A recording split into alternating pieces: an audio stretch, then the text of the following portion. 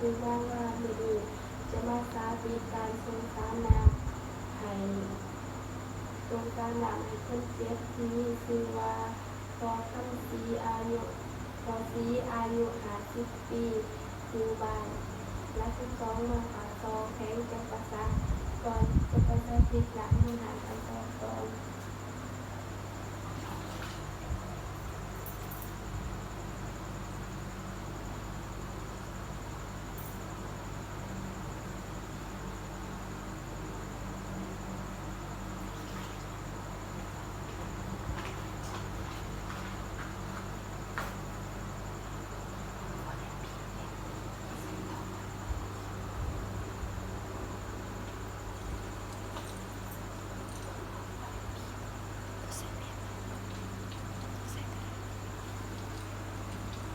สบายดี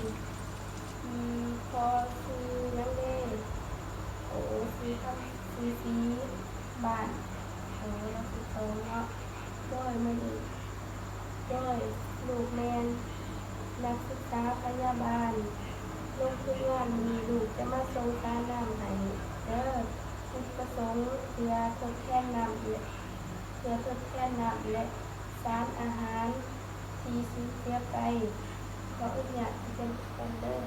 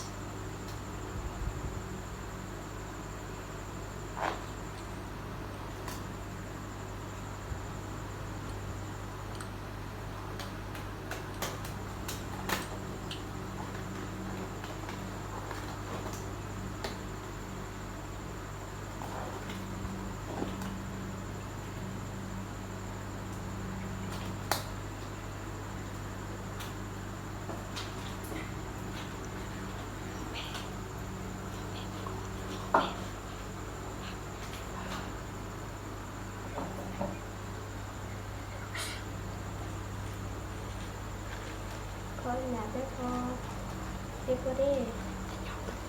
โอ้มันเจ็บกันไม่หรอกกำมือเขาในเรื่องพอ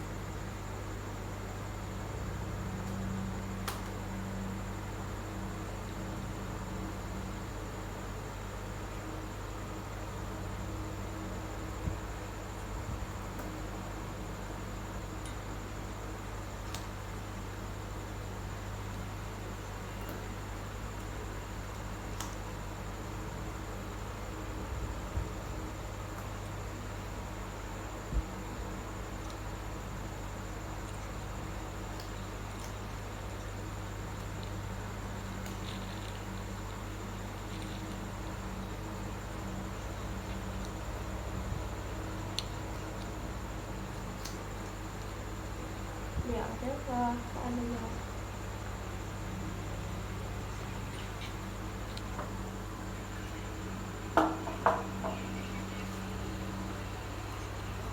โดยพอเดี๋ยวเราจะเลยพอฟักฟองให้เพื่อนพ่อค่ะ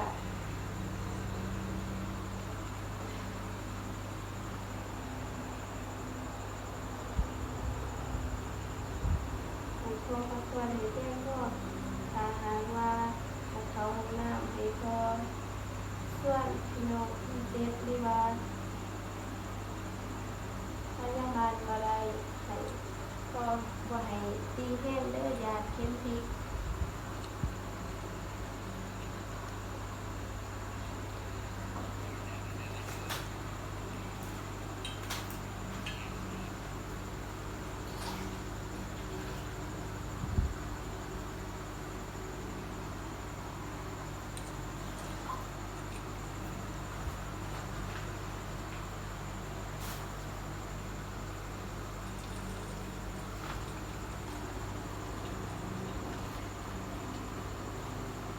โดยหลังจากนั้นมาบันทึก